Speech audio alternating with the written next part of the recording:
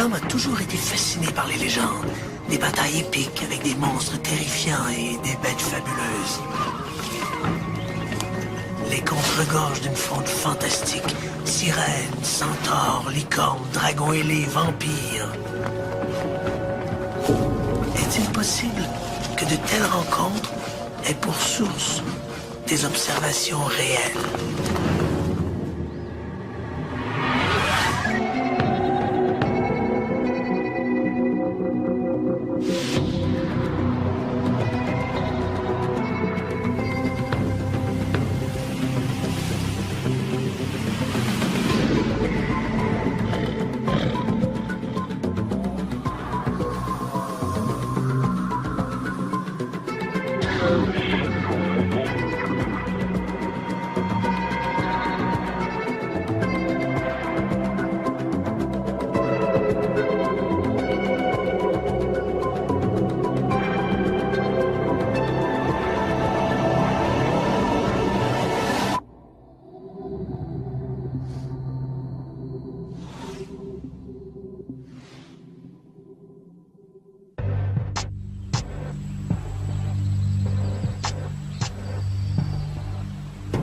Carabine à la main, Tim Messner avance nerveusement. Autour de lui, la forêt est silencieuse, et c'est justement ce qui l'inquiète. 2 jours plus tôt, il a vu un monstre de près de 3 mètres qui marchait sur la rive opposée du lac. Le monstre n'est resté visible que quelques secondes avant de disparaître dans la forêt. De retour sur les lieux de son observation, le jeune Messner est bien décidé à débusquer la créature. Soudain, elle est là, immobile, et ne semble pas hostile. Il épaule sa carabine et la braque. À l'autre bout du canon, la créature n'a toujours pas bronché.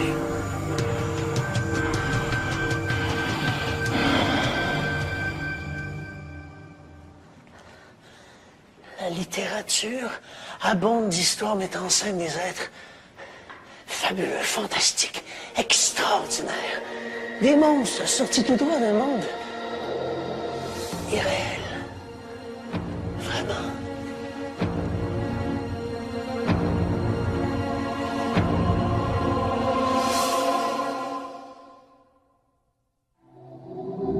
Dans l'univers des phénomènes étranges et inexpliqués, il est surprenant d'y trouver un volet consacré à la zoologie.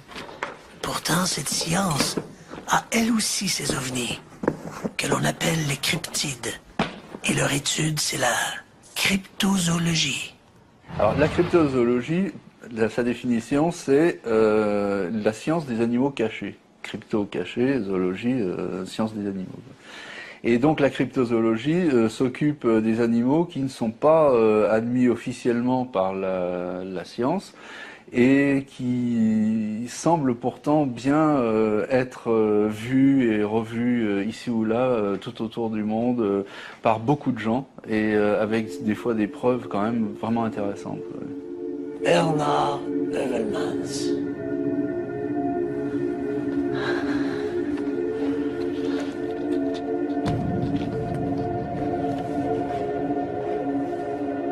L'inventeur de la cryptozoologie. Personnellement, je crois que le plus grand nom en matière de cryptozoologie est le défunt Dr Bernard Huberman, un scientifique français né au Havre de parents belges. C'est l'homme qui a rendu célèbre la science qui consiste à étudier des animaux que la zoologie n'a pas encore classés. À la fin des années 50, pour la première fois, il a employé ce néologisme pour désigner cette branche qui en fait existait sans avoir de nom, parce que des gens qui s'intéressaient aux animaux mystérieux comme ça, il y en a eu depuis très très longtemps, mais ils s'occupaient de quelque chose qui n'avait pas de nom en tant que branche de la zoologie. Il a eu le courage, l'audace et l'énergie d'enquêter sur des animaux que beaucoup de scientifiques ne jugeaient pas intéressants d'étudier. En conséquence de son action, Bernard Huberman a allumé un feu qui brûle intensément aujourd'hui, c'est-à-dire celui de la cryptozoologie, la recherche et l'étude d'animaux que la science n'a toujours pas classés. Un exemple de cryptide, le Tazelworm, sorte de salamandre qui vivrait dans les Alpes suisses. L'Onza, un chat sauvage présent autour de Mexico, ou encore l'anaconda géant d'Amazonie, véritable terreur des indigènes. Mais la cryptozoologie, c'est aussi l'étude d'animaux que l'on croit disparus depuis longtemps, mais dont des spécimens continuent d'être observés à l'occasion, comme le thylacine. Alors le thylacine, c'est un animal qui vivait en Tasmanie, donc c'est la grande île qui est au sud de l'Australie, et c'est un marsupial, c'est un loup marsupial. On l'appelle tigre de Tasmanie, mais en fait c'est un loup. À l'arrivée des premiers colons en Australie et dans l'île de Tasmanie, le thylacine n'avait aucun ennemi naturel. Il n'a pas tardé à s'attaquer aux élevages de moutons. Pour mettre fin au carnage, le gouvernement australien a offert une prime à quiconque abattrait un thylacine adulte. En 1936, le dernier thylacine est mort au zoo de Hobart. Et en fait, ils ont été exterminés par les éleveurs de moutons.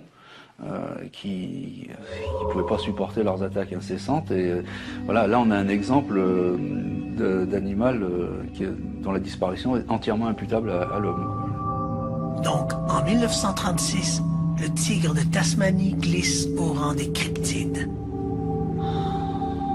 Tu es disparu depuis 1936. Et depuis ce temps-là, il y a des dizaines et des dizaines de personnes qui disent avoir vu le tigre de Tasmanie. Es-tu une hallucination? Au fil des années, des gens ont rapporté avoir vu cette créature que nous savions éteinte, qui avait été littéralement effacée de la surface de la Terre par la chasse. Mais ils ont commencé à émerger un peu partout, non seulement sur l'île de Tasmanie, mais en particulier dans le Queensland, en Australie. Cela a créé un énorme intérêt dans la communauté des cryptozoologues parce que, encore une fois, le classement correspondait à une créature de type Lazare qui était morte et qui revenait maintenant à la vie. Plusieurs photographies ont été prises et par des personnes différentes d'un animal qui semble être un tigre de Tasmanie. Mais jusqu'à présent, on a été incapable de mettre la main sur un spécimen. D'après ce que j'ai vu jusqu'à maintenant, d'après les empreintes qu'on a photographiées sur le sol, j'ai l'intuition que cet animal est toujours vivant. Et ce serait une grande découverte non seulement pour la cryptozoologie, mais également pour la zoologie. Le nord-est de l'Amérique du Nord compte aussi son cryptide. Le cougar de l'Est est officiellement disparu depuis près de 80 ans. Le cougar a toujours habité sur nos terres. Il a été anciennement pourchassé par l'homme pour la protection de leur bétail. Puis, jusqu'en 1938, c'est là qu'on s'est rendu compte que c'était le dernier cougar qu'on avait recensé. Ce cougar-là a été détecté aux frontières du Québec et du Maine. Et puis, après cela, il n'y a plus jamais eu de preuve de la présence du cougar de l'Est. Chaque année, de la Nouvelle-Angleterre au Québec, des témoins affirment avoir vu des cougars. En mai 1992, en Abitibi, un citoyen a même abattu l'un de ses rôdeurs près de sa camionnette. Le cougar qui a été abattu en Abitibi a été effectué par un citoyen qui se sentait menacé. Donc, par la suite, on a ramassé la carcasse qui a été identifiée morphologiquement et génétiquement. On a déterminé finalement que ce cougar-là n'était pas un cougar de l'Est, mais un cougar d'origine sud-américaine. Dans le cas du cougar de Desméloïse, des analyses, après que l'animal a été abattu, des analyses réalisées par les biologistes du ministère de l'Environnement ont démontré clairement qu'il s'agissait d'un animal d'origine sud-américaine. Maintenant, évidemment, la question est de savoir comment un cougar d'Amérique du Sud a pu se retrouver au Québec et de surcroît dans la région de l'Abitibi. Lorsque l'animal a été abattu, les experts ont vite constaté que l'animal était chétif, donc il semblait souffrir de carences alimentaires. La première hypothèse, c'est qu'il s'agirait d'un animal qu'on a gardé en captivité pendant un certain temps, libéré dans la nature, ce qui expliquerait pourquoi il était si maigre, c'est parce qu'il était mal habitué, il n'était pas habitué, il y avait des problèmes d'adaptation à notre environnement. Donc ça, c'est une première hypothèse. L'autre hypothèse, ce serait que l'animal ait sauté dans un camion de transport, sur un bateau, dans un container, et puis qui aurait fait finalement tout le trajet. Cette deuxième hypothèse est retenue, mais ce n'est pas celle qu'on favorise. Évidemment, on favorise l'animal en captivité, quoique dans le cas de l'animal de Desméloïse, on n'a trouvé sur lui aucune marque de collier, de chaîne ou quoi que ce soit. Mais c'est l'hypothèse la plus vraisemblable. Difficile d'expliquer la présence de ce type de cougar au Québec, mais cela n'exclut pas que de véritables cougars de l'Est puissent encore hanter nos forêts. On a établi différentes équipes de terrain à travers l'Est du Canada pour installer des poteaux de frottage là où les observations étaient les plus nombreuses. Donc, les poteaux de frottage, ça consiste en un appât olfactif qui va attirer principalement le cougar. Et ensuite, quand les individus sont attirés par le poteau, ils vont venir s'y frotter. Les équipes de terrain s'en vont récolter des échantillons de poils sur les poteaux de frottage et ce qu'ils envoient à notre laboratoire ressemble à ceci. Et puis, dans notre laboratoire, qu'est-ce qu'on va effectuer? C'est des extractions d'ADN à partir de ces échantillons-là. Certains de ceux-là étaient des échantillons de cougars. Par contre, qu'est-ce que nous n'avons pas encore comme résultat? C'est la sous-espèce de ces cougars-là. Donc, actuellement, ce n'est pas prouvé que le cougar de l'Est soit réapparu sur nos terres. Mais le cougar fait piètre figure auprès des super vedettes de la cryptozoologie, comme Nessie, le célèbre monstre du Loch Ness, ou encore le Sasquatch. Ces créatures jouissent d'une si grande popularité qu'elles éclipsent tous les autres cryptides.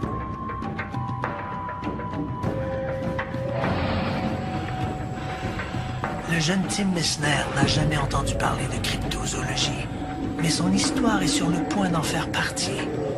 Alors qu'il tient en joue cette gigantesque créature, il appuie sur la détente.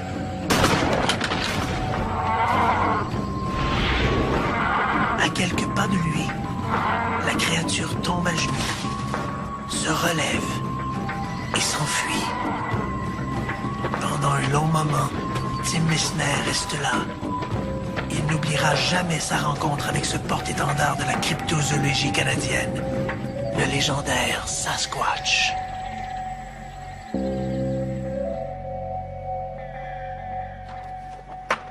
De tous les cryptides terrestres, aucun n'a soulevé autant de passion que le Sasquatch.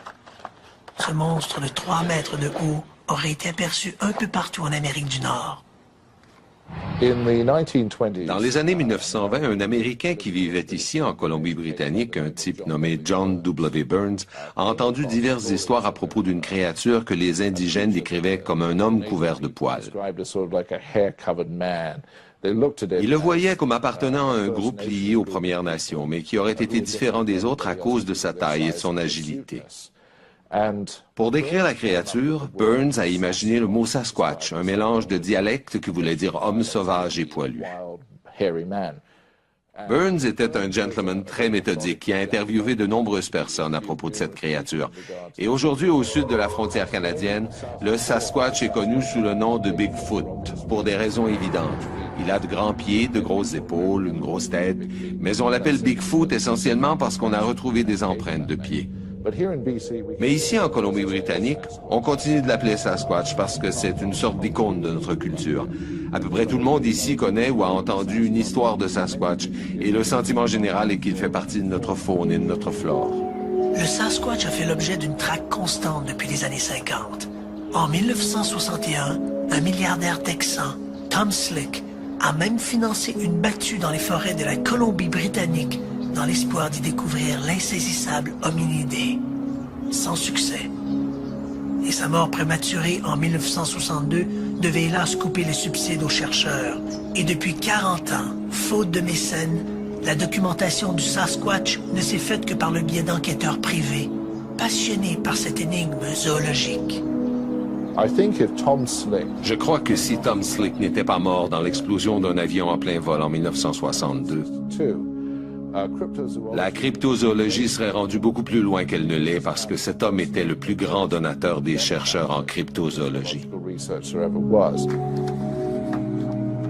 Les preuves de l'existence du Sasquatch restent jusqu'à maintenant anémiques et très controversées. On peut dire qu'elle se divise en 3 groupes.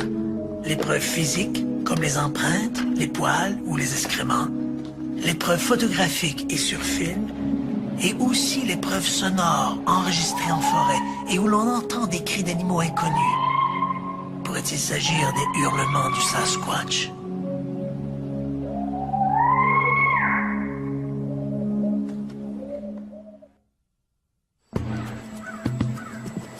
Son moment de stupeur passé, le jeune Tim Messner s'avance près de l'arbre où se tenait la créature. Même s'il est convaincu de l'avoir atteinte entre les deux yeux, il ne voit aucune trace de sang.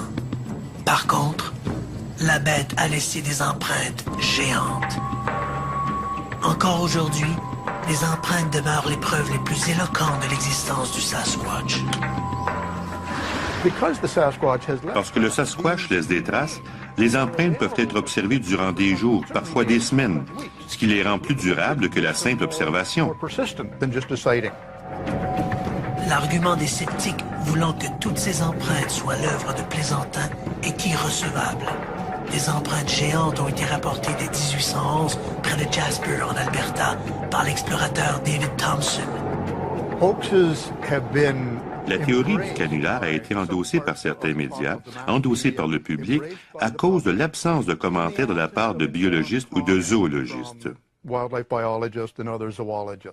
Il peut y avoir eu certains canulars, et parce qu'ils sont spectaculaires et unanimement acceptés comme tels, maintenant, toutes les empreintes sont considérées comme étant des canulars. Mais des empreintes ont été enregistrées depuis 150 ans dans toutes les régions d'Amérique du Nord, incluant des régions très éloignées. En ce qui a trait au Sasquatch, certaines gens parlent de théorie de la conspiration. Mais s'il y a une quelconque conspiration, c'est bien celle qui consiste à penser que les canulars sont une conspiration. Comment expliquer qu'ils soient si largement répandus, depuis si longtemps, par autant de gens bien équipés et présumément très motivés? En juin 2001, des empreintes ont été découvertes à Pewanuck, sur la rive sud de la baie d'Hudson, en Ontario. C'est un agent du ministère ontarien des Ressources naturelles, Rick Tapley, qui a découvert les empreintes alors qu'il s'affairait à inspecter des stations météorologiques. Pour lui, l'idée d'un canular est exclue. Depuis le 19e siècle, des empreintes comme celles de Pewanuck ont été observées des milliers de fois.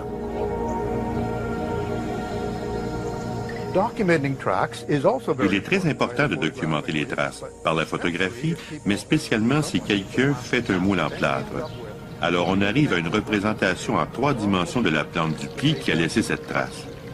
Et alors, lorsqu'on a une collection, comme c'est le cas maintenant à l'Université de l'État d'Idaho, on peut commencer à en étudier la constance, les irrégularités, les variables. Certains des moulages montrent des crêtes dermiques, ou les empreintes digitales du pied et des orteils, des éléments anatomiques difficiles à reproduire. Lorsque l'on parle des crêtes dermiques sur certains moulages de supposés pieds de Sasquatch, il faut comprendre que si on regarde notre main, on voit qu'on a des empreintes digitales. On a également des empreintes digitales sur nos pieds. Donc, lorsqu'on a fait des analyses de surface sur des moulages de pieds de Sasquatch, on a vite constaté, dans certains cas, que certaines de ces lignes-là étaient présentes. Et puis, évidemment, on comprend que si ces lignes-là sont présentes, il doit certainement s'agir d'un animal vivant, donc un pied mobile, articulé qui aurait fait l'empreinte. Parce que si c'était un pied sculpté dans du bois ou quelque chose du genre, en latex par exemple, comme certains sceptiques ont évoqué, on comprend que ça aurait été très difficile de reproduire cette caractéristique très précise et propre, somme toute, qu'aux primates.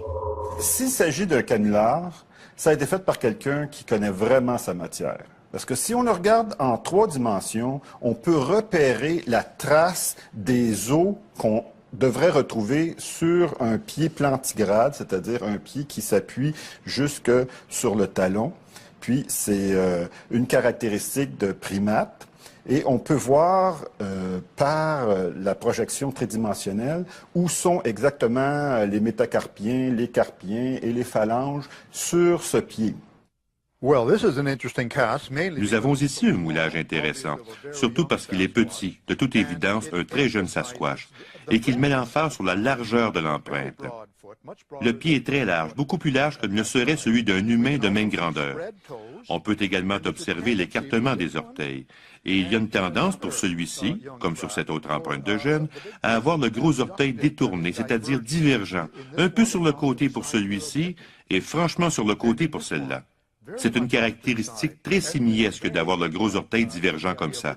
C'est très intéressant.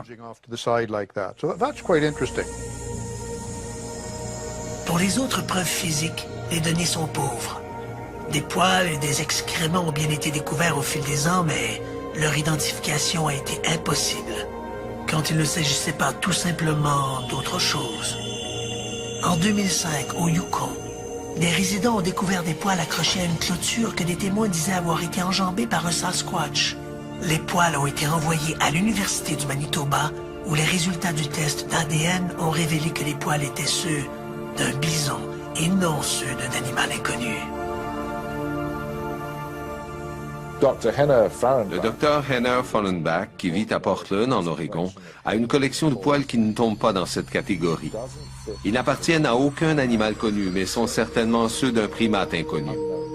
Si vous me demandez de vous dire que ces poils sont ceux d'un Sasquatch à grands pieds, je ne pourrais pas, parce que nous n'avons rien à quoi les comparer. Mais ils n'appartiennent pas à des animaux que nous connaissons. Ce ne sont pas des poils de gorille ou de chimpanzé, ni des poils humains. Alors, qu'est-ce que c'est?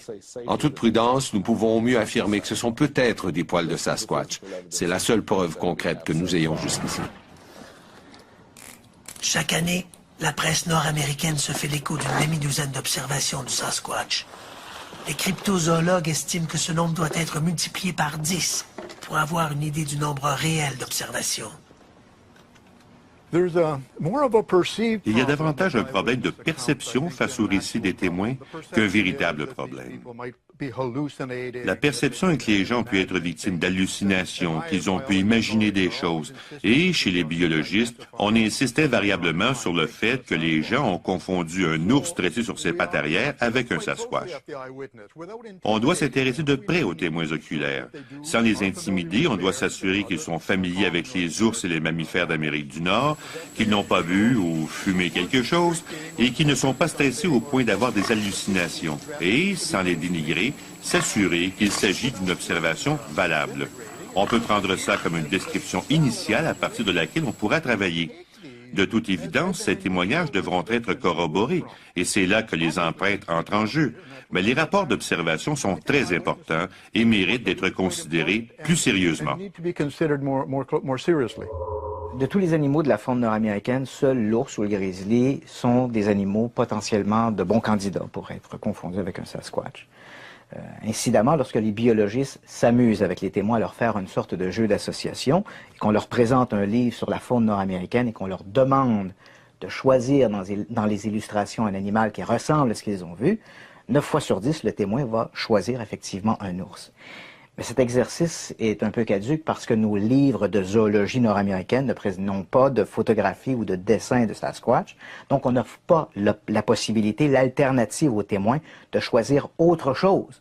Donc, tant et aussi longtemps qu'on n'offrira pas aux témoins cette possibilité de choisir un animal peut-être plus proche de ce qu'ils ont observé, on peut dire que ce qui est semblable n'est pas forcément similaire. Chose curieuse, malgré tous les témoignages, il existe peu de photos ou de films montrant la mystérieuse créature. L'un de ces rares films est considéré comme l'une des preuves à l'appui de l'existence de la bête. Une des figures emblématiques du monde des Sasquatch et à qui nous devons beaucoup, c'est Roger Patterson.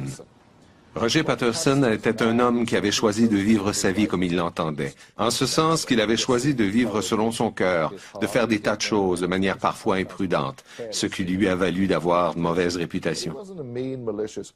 Ce n'était pas un homme fourbe ou malhonnête, mais c'était un homme taillé tout d'une pièce et un enquêteur de Sasquatch entêté. Il avait recruté Robert Grimlin, un vrai gentleman que je connais bien. En octobre 1967, les deux compères décident d'aller examiner les traces que John Green et René de Hinden avaient observées dans la région de Bluff Creek, en Californie. Ces empreintes étaient étonnantes et il y en avait plusieurs. Le 20 octobre 1967, Roger Patterson et Bob Gimlin remontent le lit asséché d'une crique lorsque Patterson remarque une créature qui s'éloigne en marchant. Il saisit sa caméra 16 mm et se lance derrière la créature. Pendant près d'1 minute, il va tourner les images les plus saisissantes de l'histoire de la cryptozoologie. Une image vaut 1000 mots.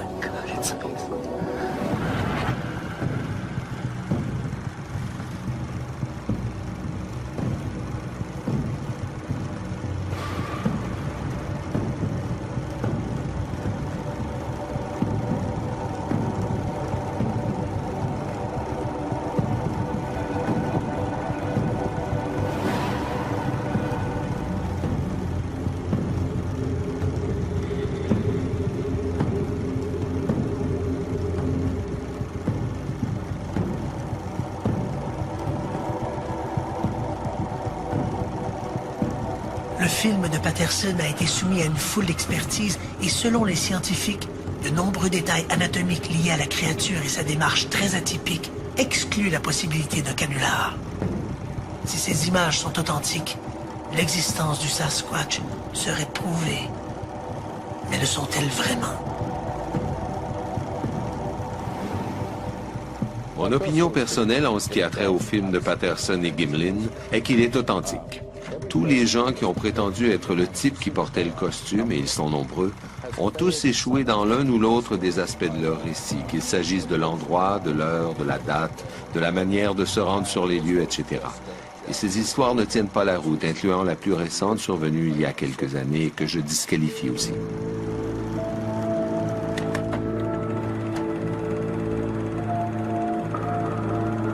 Des gens ont tenté de prouver que le costume avait été fabriqué par John Chambers, le créateur des costumes de la planète des singes.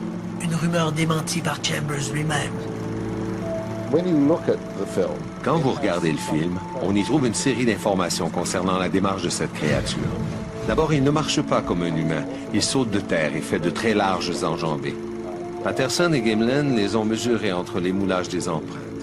Un être humain marchant de la sorte serait très étrange et d'une force phénoménale. Donskoy, le fameux scientifique russe, qui a également été impliqué dans l'entraînement des athlètes olympiques par l'analyse de leurs mouvements, avait la quasi-certitude que ce n'était pas un être humain. Ce n'est pas un humain dans un manteau de fourrure. Ce n'est pas la démarche d'un simili-humain, ni même la démarche modifiée d'un humain. Il y a des détails anatomiques très précis, comme la tête en forme de crête qui revient régulièrement dans les témoignages d'observation et qui ressemble beaucoup à celle d'un gorille. Les très longs bras, la démarche elle-même. Mais les gens ne veulent pas entendre ça. Que voulez-vous? Leur idée est faite. Ils sont pratiquement tous convaincus qu'il s'agit d'un canular. Et je me suis lassé de me battre. Ou si vous préférez, de m'intéresser à ce film, parce qu'il y a d'autres choses plus importantes. Oui, c'est ça, plus importantes. Janusz Prohaska, un des plus grands costumiers de cinéma, a affirmé que s'il s'agissait là d'un costume, il faudrait que les poils soient collés un à un sur la peau d'un homme nu pour qu'on puisse observer le mouvement des muscles de la sorte. Or, on est en 1967, à une époque où John Chambers, celui qui a fait la série La planète des singes, et où l'équipe qui a fait les costumes de singes pour le film 2001 Odyssée de l'espace n'arrivait même pas à imiter le mouvement des muscles. En somme, Roger Patterson aurait dû être le plus grand génie mécanique de toute l'histoire du costume, ce qu'il n'était certainement pas. Roger Patterson est décédé en 1972 à l'âge de 39 ans. Si Patterson conservait précieusement son habit de Sasquatch dans son grenier, ils l'ont jamais retrouvé, même après sa mort. Depuis l'incident de Bluff Creek, personne n'a jamais produit un film aussi spectaculaire que celui réalisé par Roger Patterson en 1967. Presque à chaque année, un bout de film fait son apparition. Généralement un tournage vidéo qui n'est pas de très bonne qualité et qui nous montre une créature semblable, couverte de poils, foncée, qui pourrait bien être un Sasquatch ou non. Aucun de ces films n'est aussi bon que celui de Patterson et Gimlin. Alors si le film de Patterson et Gimlin est controversé, si on le discrédite, je ne crois pas qu'il vaille la peine de présenter ses autres films. Il y aurait aussi des enregistrements sonores du Sasquatch. L'analyse des bandes n'a pas permis de prouver, hors de tout doute, que les cris enregistrés appartiennent à une espèce animale inconnue. Je dirais que depuis les années 1960, les amateurs de Sasquatch, ceux qui vont sur le terrain, colligent l'information, ont ramassé à gauche et à droite peut-être une dizaine d'enregistrements, de cris d'animaux assez mystérieux que certains ont interprétés comme ceux du Sasquatch. Le problème avec ces enregistrements-là, c'est qu'aucun d'entre eux n'a été obtenu avec un contact visuel, c'est-à-dire que la personne qui tenait le microphone ne voyait pas l'animal devant lui émettre le cri. Donc on se trouve en forêt, on entend un bruit, on l'enregistre, et ensuite on va confier ça à des experts. Les bandes confiées aux zoologues, par exemple, dans la plupart des cas, on a pu identifier l'animal qui était responsable du cri en question. Pour les autres cris pour lesquels on n'a pas trouvé d'interprétation, il est vrai qu'au niveau de la vocalise, on a utilisé toutes sortes d'ordinateurs, des systèmes spéciaux, comme ceux qu'utilise par exemple le FBI pour reconnaître des voix lorsque un suspect peut téléphoner aux autorités. Donc, et en faisant une sorte d'analyse de la vocalise, on a pu déterminer dans certains cas que le bruit enregistré n'était pas celui d'une voix humaine, donc ça ne sortait pas d'un larynx humain, et on n'a pas non plus trouvé un animal qui émettait un bruit semblable. Mais encore une fois, la difficulté, c'est qu'on n'a pas un contact visuel entre celui qui prend le son et l'animal observé, si ce n'est peut-être que dans l'enregistrement des Sierra Mountain, qui est un enregistrement exceptionnel, où là, dans ce cas-là, le témoin qui a enregistré le son avait eu des contacts visuels avec l'animal au préalable, donc on peut supposer raisonnablement que les sons enregistrés sont ceux du Sasquatch. Des empreintes, quelques poils et des images controversées. Voilà l'essentiel des preuves pour soutenir l'existence du Sasquatch. Un dossier bien mince. Si de telles créatures existent, elles doivent être suffisamment nombreuses pour se reproduire et maintenir une population viable. La possibilité de l'existence du Sasquatch, c'est intriguant. C'est fascinant du point de vue scientifique. Je suis bien content qu'il y ait des gens qui se penchent sur la question. Moi, ce que je dirais comme interrogation, c'est comment se fait-il, si ces animaux-là existent, qu'on n'a encore repéré aucun cadavre de ces animaux? Une des choses les plus difficiles à expliquer après si longtemps, c'est pourquoi nous n'avons toujours pas trouvé de preuves concrètes. Et ce que nous voulons dire par preuve concrète, et ce que la communauté scientifique veut dire par preuve concrète, c'est un corps, ou des restes de corps, ou un squelette. À mon avis, la meilleure explication pour cela est que le Sasquatch, s'il existe, est une créature rare, probablement nocturne, qui vit cachée et qui compte peut-être un individu pour plusieurs centaines d'ours dans une région donnée. J'imagine plutôt une créature intelligente qui pourrait nous ressembler, mais sous la forme de Sasquatch et qui peut très bien aller mourir dans des endroits éloignés de l'attention des humains, dans des régions qui présentent toute une série de facteurs, comme des nécrophages, un sol acide, des insectes. Je ne suis pas surpris que nous ne trouvions pas de squelette parce que nous ne trouvons pas davantage de squelettes de cougar ou d'ours. Alors pourquoi trouverions-nous celui du Sasquatch? Pour ce qui est des ossements, ceux du Sasquatch ou de ses ancêtres sont peut-être précieusement conservés au Musée d'histoire naturelle de Pékin en Chine. Il existerait, parmi les hominidés fossiles, un candidat qui s'apparente étonnamment au Sasquatch. Le meilleur candidat, à mon avis, serait le Gigantopithecus, qui est une espèce de primate de grande taille, beaucoup plus grand qu'un gorille actuel, peut-être un tiers plus grand que le gorille actuel, et qui répondrait à plusieurs de ses caractéristiques. Malheureusement, on ne connaît pas grand-chose de ce primate-là, sauf quelques fossiles très, très fragmentaires. Mais il a vécu il y a environ quelques 2 millions d'années à environ 100 000 ans, disons, selon les fossiles. Là. Alors, il a vécu durant la dernière partie du tertiaire et le quaternaire, la période glaciaire. On l'a trouvé seulement à 2 endroits dans le monde, en Chine et aux Indes, donc aucun spécimen d'Amérique du Nord.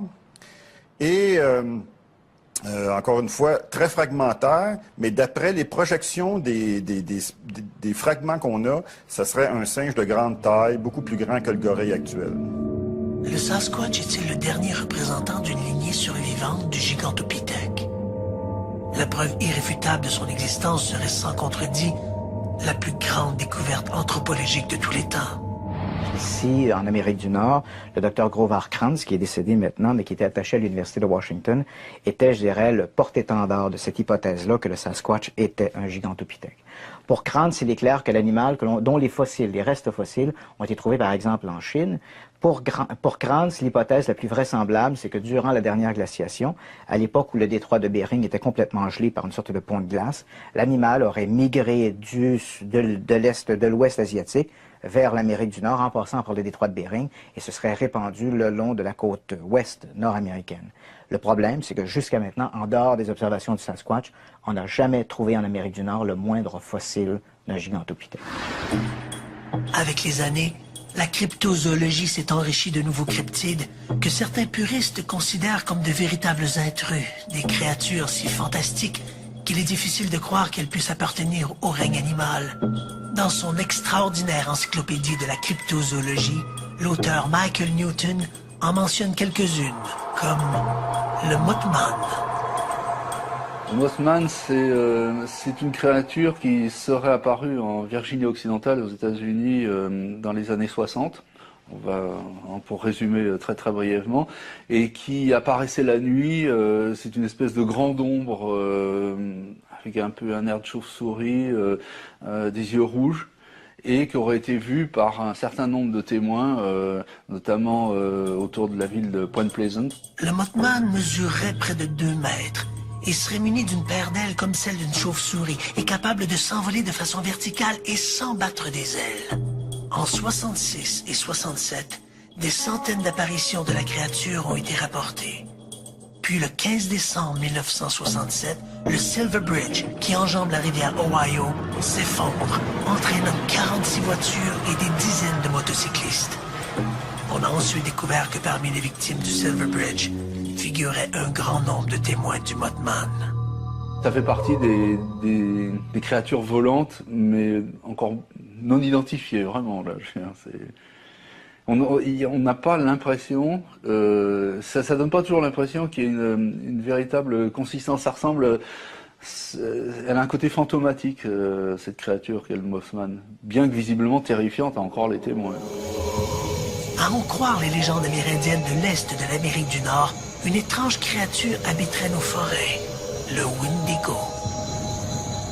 Le Wendigo, c'est une créature, on dit mythique, mais qui est censée être, on pourra dire, corporelle, pour des groupes largement de langue algonquienne, c'est-à-dire qui appartiennent à la famille algonquienne de langue, donc telles que les Cris, les Inuits, les Atikamekw, Sauteux, Ojibwe, par exemple.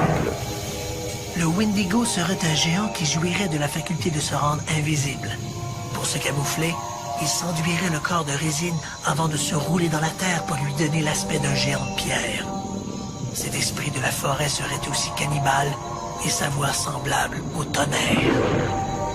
Donc le Wendigo, c'est une créature qui est censée se manifester largement au moment où les personnes étaient souvent isolées, l'hiver, dans leur camp de chasse, loin de la communauté de base, on pourrait dire, que ce soit un village ou tout simplement une agrégation d'été. Et donc, c'est un monstre, pour être bref, c'est un monstre, essentiellement, un être, une créature monstrueuse, parmi tant d'autres qui existent dans, on pourrait dire, le panthéon, là, pour prêter un mot, de ces peuples, mais c'est le seul parmi cet ensemble d'esprits, ou de créatures plutôt, qui est capable de posséder les êtres humains et de les transformer physiquement, apparemment, selon les témoignages, en des versions, clones, on pourrait dire, de lui-même. Le 21 avril 1977, en soirée, Bill Bartlett observe pendant quelques secondes une créature qu'il prend d'abord pour un chien. Il s'agit en fait d'un petit être humanoïde d'à peine 1 mètre. Ses yeux sont grands, ronds et lumineux. La créature ne reste visible que 5 ou 6 secondes. Bill Bartlett est le premier à apercevoir cette créature que la presse baptisera bientôt le démon de Dover. À l'exception d'un cas particulier, la créature elle-même ne semble pas interagir avec les témoins. Dans un cas, la créature a été aperçue se tenant sur un mur de pierre. Ensuite, la créature a été aperçue alors qu'elle approchait un jeune garçon qui marchait vers sa maison. Puis elle est disparue dans un boisé. Dans un autre cas, c'est un couple qui a aperçu brièvement la créature sur un pont, près du centre-ville, et elle n'a pas semblé interagir avec eux du tout. Une certaine nuit de septembre 1976, un résident de Laval est réveillé par un bruit sourd venant de l'extérieur. Il reste là, à attendre que le bruit se reproduise, mais rien ne se passe. Le lendemain, il constate avec étonnement la présence de traces de pas sur le trottoir. Vues de près, celles-ci ont l'aspect d'un fer à cheval. Elles sont visibles des deux côtés de la rue. Elles commencent nulle part et s'arrêtent nulle part. Malgré les années écoulées, aucune explication définitive n'a jamais été apportée à ces curieuses empreintes et personne n'a jamais avoué être l'auteur de ce canular, si canular il y a bien sûr. Avec le temps, la cryptozoologie est devenue une sorte de no man's land où tout objet non identifié, qu'il soit marchand, sautant ou rampant, trouve sa niche. Si ce mixage a fait de la cryptozoologie l'un des domaines les plus fascinants du grand univers des phénomènes étranges et inexpliqués, il l'a aussi rendu plus rébarbative aux scientifiques. Nous sommes bien loin de cette nouvelle science dont rêvait Bernard Heuvelmans il y a 50 ans. Dans son livre « Sur la piste des bêtes ignorées », Bernard Heuvelmans écrit « Notre monde est saturé de mystères. Il semble que nous vivons entourés de points d'interrogation. Tout nous est prétexte à questions auxquelles nous avons hélas que peu de réponses, ou pas de réponse précise et définitive en tout cas. » Si ça fait 50 ans qu'Heuvelmans a écrit ce livre-là, est-ce qu'on commence à avoir des réponses? La cryptozoologie a été élevée au rang de catégorie scientifique pour valider l'existence de plusieurs animaux dont les preuves de l'existence sont perçues comme insuffisantes. Ce que les cryptozoologues ne réalisent pas, c'est que la cryptozoologie elle-même est perçue comme une sorte de pseudo-science par les autres scientifiques. Entre autres raisons, parce que les cryptozoologues ne sont pas des zoologues, ce sont des amateurs. Ce qui n'est pas toujours une mauvaise chose d'ailleurs. Mais en regroupant autant d'animaux dans cette catégorie, des oiseaux, des reptiles, des mammifères, c'est comme s'ils prétendaient avoir une expertise sur un très large éventail de sujets zoologiques. Et la plupart des gens de science n'acceptent tout simplement pas cela. Ils disent non, je ne pourrais pas être assez compétent pour couvrir des oiseaux, des mammifères, des reptiles. Alors comment cette personne, qui n'est même pas un zoologue, peut-elle avoir de telles prétentions? C'est bizarre à dire, mais la cryptozoologie n'est pas une catégorie aussi utile que certaines prétendent. Les auteurs John Keel et Brad Stenger nous dressent dans leurs ouvrages respectifs un tableau de toutes ces créatures mystérieuses qui, à un moment ou à un autre, ont fait la manchette. Jusqu'à maintenant, nous n'avons rencontré que quelques-unes d'entre elles, mais elles ne sont pas les seuls locataires de cette fantastique ménagerie. Il y a aussi le monstre de Flatwoods qui a été vu en Virginie occidentale en 1952. Il ne faudrait pas oublier ces loups-garous qui, depuis des années, hantent les forêts du Wisconsin. Une créature semblable aurait aussi été vue au Québec en 1989 dans la région du lac Blue Sea. Peut-on encore parler de cryptozoologie? En cryptozoologie, il y a une divergence d'opinion sur ce qui devrait être de nature cryptozoologique et ce qui devrait être paranormal. Et ça dépend vraiment de qui vous êtes. Mon point de vue personnel est que certaines créatures, comme le Mothman et le monstre de Flatwoods, ne cadrent pas dans le rameau de la cryptozoologie. Ils appartiennent à autre chose. Personnellement, je ne perdrai pas mon temps à enquêter sur ces créatures, mais de toute évidence, d'autres gens sont bienvenus de le faire. Et je ne les empêcherai en aucune façon. Mais là, on ne parle plus de cryptides, pas du tout. Le principal problème de la cryptozoologie, c'est la cryptozoologie est laissée aux mains des amateurs. Et le problème, c'est qu'il n'y a pas d'argent pour financer ce genre de recherche. Il faut comprendre qu'on a une façon d'idéaliser la science. On s'imagine que les chercheurs cherchent la vérité. En réalité, la première recherche d'un scientifique, c'est de trouver de l'argent pour faire de la recherche. Et l'argent qui va financer la recherche, les bailleurs de fonds, les organismes qui vont fournir de l'argent aux chercheurs, on comprend qu'eux s'attendent à une retombée économique. Fait que finalement, c'est plus valable de financer la recherche de la recherche sur la mousse verte sur les crotons que de financer de la recherche sur le Bigfoot. Donc on comprend que tant et aussi longtemps qu'il n'y aura pas un support financier pour faire de la recherche sur des animaux, sur des cryptides, je pense que pour encore longtemps, ce type de recherche va rester entre les mains des amateurs. Le Sasquatch appartient de toute évidence au règne animal. Contrairement à un monstre comme le démon de Dover, qui a l'air toujours ressorti dans l'univers fantastique. À moins que tu appartiennes à un univers un peu plus familier, mais tout aussi insondable. Et où tout peut arriver. L'imagination.